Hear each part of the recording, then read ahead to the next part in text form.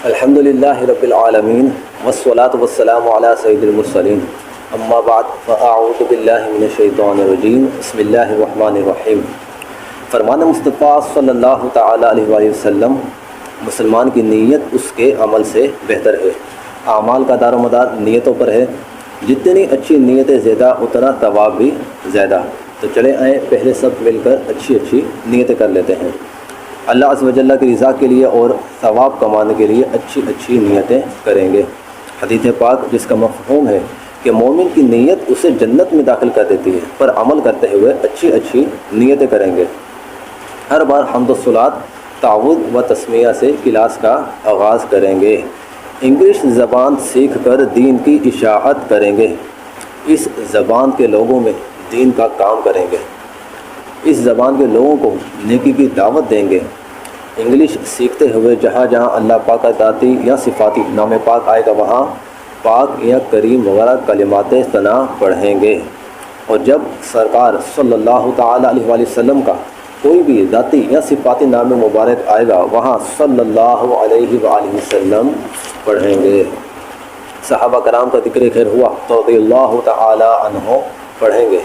नेक लोगों के ज़िक्र खैर के वक्त ज़िक्र सालिहीन की बरकतें लुटेंगे। हस्ब मौका रज़ियल्लाहु तआला अन्हु रिज़वानुल्लाहि तआला अलैहिम अजमाइन रहमतुल्लाहि तआला अलैहि दामत बरकतहुमुल आलिया पढ़ेंगे। मक्का व मदीना का ज़िक्र खैर सुनेंगे तो ज़ादा अल्लाहु शरफ़न व तअज़ीमन पढ़ेंगे। इंग्लिश सीख कर दूसरों पर अपना रौब बिठाने के बजाय उनकी भी इंग्लिश सीखने में मदद करेंगे। इंग्लिश ज़बान में दीनी कुतुब पढ़कर अपने इंग्लिश भी इम्प्रूव करेंगे और इल्म दीन भी हासिल करेंगे इंशाअल्लाह अज़्ज़ व जल्ला। मैं भी नियत करता हूँ कि शरीयत को मद्देनज़र रखते हुए इंग्लिश सिखाऊंगा और आप भी नियत करें कि जहाँ भी मुझे शरई गलती करता हुआ पाएँ तो फ़ौरन मेरी इस्लाह करें। मुझे आएँ बाएँ शाएँ या अपने मौक़ूफ़ पर अड़ता हुआ नहीं बल्कि शुक्रिया के साथ रुजू करता हुआ पाएंगे। तो चले आएँ आज की क्लास का आगाज़ करते हैं। सल्लु अलल हबीब सल्लल्लाहु अला मुहम्मद सल्लल्लाहु अलैहि वसल्लम। In today's class we will study about the structure of has to और have to। आज की क्लास में हम एक स्ट्रक्चर सीखेंगे has to और have to कि इसको हम जुमलों में कैसे इस्तेमाल करते हैं। has to और have to हम उस वक्त इस्तेमाल करते हैं जब हम कोई भी काम करने पर मजबूर होते हैं, हमें फोर्स किया जाए, कोई एक्सटर्नल प्रेशर हो हमारे ऊपर कि कोई भी ऐसा काम जो हम ना चाहते हुए भी हमें वो काम करना पड़े, तो उस वक्त हम ये स्ट्रक्चर इस्तेमाल करते हैं हैज़ टू और have to. And in this structure we will study about the formation of 4 sentences. हम इस स्ट्रक्चर को इस्तेमाल करते हैं 4 सेंटेंसेस को बनाना सीखेंगे। Affirmative, negative, confirmative and informative. Now let's come to the translation of this 4 sentences one by one. अब हम एक एक करके इन चारों सेंटेंसेस को बनाना सीखते हैं। The structure of affirmative sentences, first of all we will write subject, after this we will write has to or have to, and then we will write first form of verb, and after this we will write object. अब affirmative sentence को बनाने का तरीका है कि सबसे पहले इसमें हम सब्जेक्ट लिखते हैं। सब्जेक्ट के बाद हैज़ टू और हैव टू। हैज़ टू और हैव टू हम अकॉर्डिंग टू सब्जेक्ट यूज़ करेंगे। If the subject of the sentence is he, she, it और any singular noun so we use has to. And if the subject of the sentence is I, you, we, they और any plural so we use have to. So has to और have to ये subject के according ही इस्तेमाल किए जाएंगे और इसके बाद हम वर्ब की फर्स्ट फॉर्म लगाते हैं और इसके बाद ऑब्जेक्ट लगाते हैं। Now let's do the sum translation of this sentences. हमें ये मसाइल हल करने पड़ते हैं। So first of all we will write subject. सबसे पहले इसमें हम सब्जेक्ट लिखेंगे। सब्जेक्ट इसमें है हमें, तो हमें को कहते हैं we. And after this we will write have to. We के साथ हैव टू इस्तेमाल किया जाएगा और इसके बाद first form of verb. Verb इसमें है हल करना, तो हल करने को कहते हैं solve.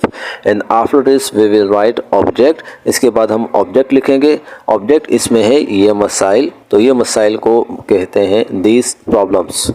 So the sentence is we have to solve these problems. हमें ये मसाइल हल करने पड़ते हैं। नेक्स्ट सेंटेंस, उसे हर चीज़ याद रखनी पड़ती है। So first of all we will write subject. सबसे पहले हम सब्जेक्ट लिखेंगे। सब्जेक्ट इसमें है उसे, तो उसे के लिए ही भी यूज़ किया जा सकता है और शी भी यूज़ किया जा सकता है। So we write here he. यहाँ पे हम ही लिखते हैं। And after this we will write has to, he के साथ हैज़ टू इस्तेमाल किया जाता है। And after this we will write first form of verb, इसके बाद वर्ब की फर्स्ट फॉर्म यूज़ की जाएगी। वर्ब इसमें है याद रखना, तो याद रखने को कहते हैं remember. And after this we will write object, इसके बाद ऑब्जेक्ट आएगा। ऑब्जेक्ट इसमें है हर चीज़, हर चीज़ को कहते हैं everything. So the sentence is he has to remember everything. Now let's study the structure of negative sentence. The structure of negative sentence is first of all we will write subject. इसमें सबसे पहले हम subject लिखते हैं and after this we will write do or does. Subject के बाद हम do या does लगाते हैं। Do or does ये according to subject इस्तेमाल किया जाएगा। If the subject of the sentence is he, she, it or any singular noun, so we use does. And if the subject of the sentence is I, we, you, they or any plural noun, so we use do. And after this is we will write not. Do और does के बाद हम not लिखते हैं। And after this we will write have to, इसके बाद हम have to लिखेंगे। हैज़ टू ये जस्ट अफर्मेटिव सेंटेंस में इस्तेमाल किया जाएगा, बाकी तमाम सेंटेंसेस में सब के साथ हैव टू यूज़ किया जाता है। And after this we will write first form of verb, इसके बाद वर्ब की फर्स्ट फॉर्म लगाई जाती है। And after this we will write object, और वर्ब की फर्स्ट फॉर्म के बाद हम ऑब्जेक्ट लिखते हैं। Now let's do the translation of some sentences. उन्हें पैदल नहीं चलना पड़ता है।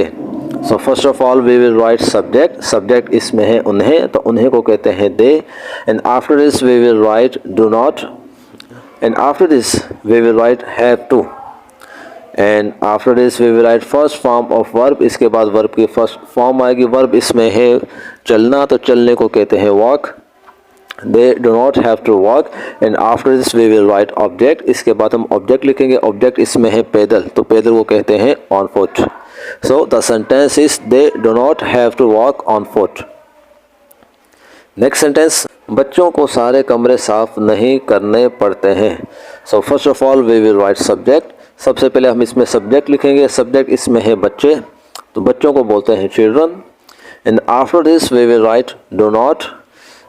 And after this we will write have to, इसके बाद हम हैव टू लिखेंगे। And after this we will write first form of verb, और इसके बाद हम वर्ब की फर्स्ट फॉर्म यूज़ करेंगे। वर्ब इसमें है साफ़ करना, तो साफ़ करने को कहते हैं clean. And after this we will write object. Object इसमें है सारे कमरे, तो सारे कमरों को कहते हैं all rooms. So the sentence is the children do not have to clean all rooms. Next structure is confirmative. The structure of confirmative sentence is first of all we will write do or does. सबसे पहले हम do या फिर does इस्तेमाल करेंगे। do और does ये according to subject ही इस्तेमाल किया जाएगा, जैसा कि अभी हमने negative sentence में पढ़ा। And after do or does we will write subject. do और does के बाद हम subject लिखते हैं। And after this we will write have to. subject के बाद हम have to लिखते हैं। And after this we will write first form of verb. Have to के बाद वर्ब की फर्स्ट फॉर्म यूज़ की जाती है। And after this we will write object and at the last we will put question mark. Verb की first form के बाद object लिखा जाता है, और ऑब्जेक्ट के बाद फिर सेंटेंस के आखिर में क्वेश्चन मार्क भी लगाया जाता है। Now let's do the translation. क्या आपको यहाँ से जल्दी जाना पड़ता है? So first of all we will write do. सबसे पहले हम डू लिखते हैं। And after this we will write subject, इसके बाद सब्जेक्ट आएगा। सब्जेक्ट इसमें है आपको, तो आपको कहते हैं you. And after this we will write have to, इसके बाद हैव टू लिखेंगे। And after this we will write first form of verb, इसके बाद वर्ब की फर्स्ट फॉर्म यूज़ की जाएगी। वर्ब इसमें है जाना, तो जाने को कहते हैं go. And after this we will write object. Object इसमें है यहाँ से, सो यहाँ से इसको कहते हैं from here. So do you have to go from here. And after this we will write extra part of this sentence. अगर इसके बाद कोई एक्स्ट्रा पार्ट ऑफ सेंटेंस है तो वो इसमें लिखेंगे। तो इसमें है जल्दी, तो जल्दी को कहते हैं soon. So the sentence is do you have to go from here soon. Next sentence, क्या मुलाजिमा को इनकी देखभाल करनी पड़ती है?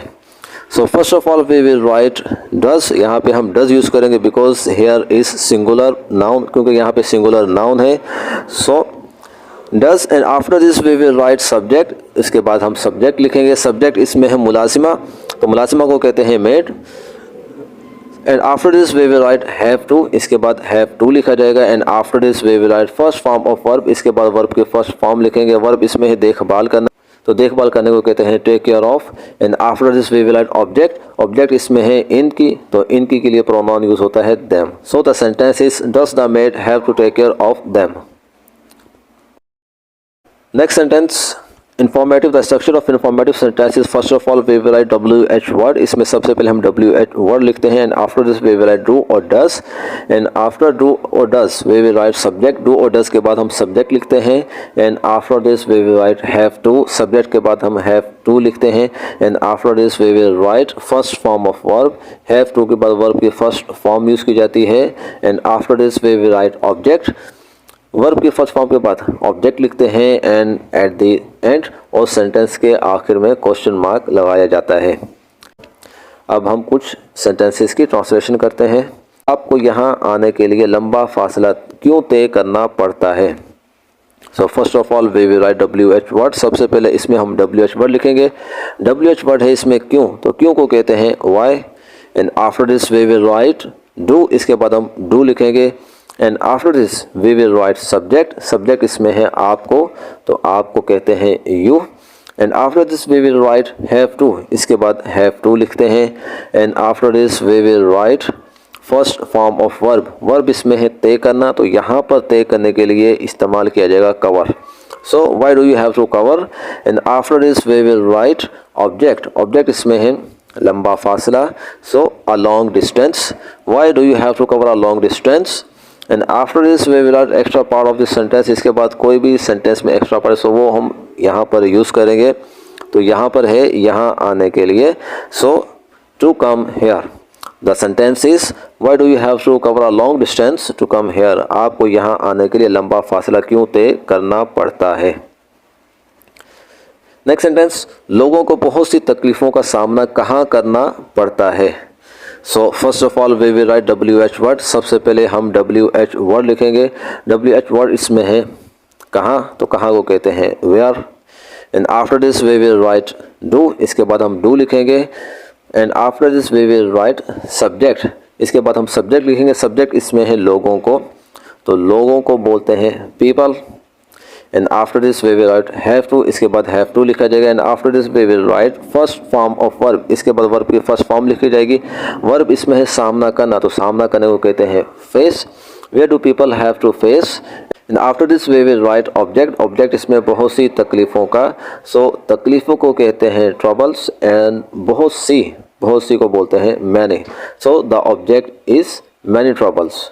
सो the sentence is where do people have to face many troubles.